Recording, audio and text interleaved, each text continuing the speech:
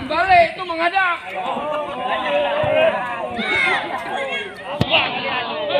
Garap. Musuh di depan.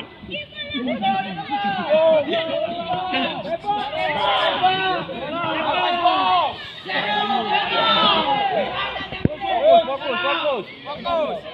Sudah mulai banyak mulut. Berarti harus banyak Gerak. banyak hukuman. Hitung tadi ada 19 orang yang berbicara tanpa saya perintahkan. Lah, berdiri.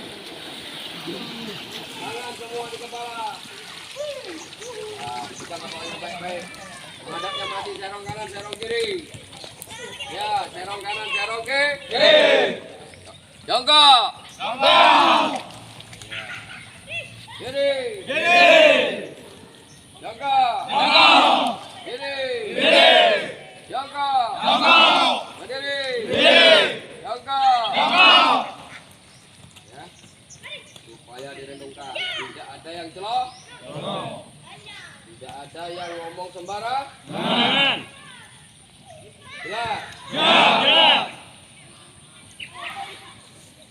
Anda bergerak sesuai dengan perintah. Tidak diperintah berbicara berarti tidak punya hak untuk berbicara. Jelas. Jelas. Jadi.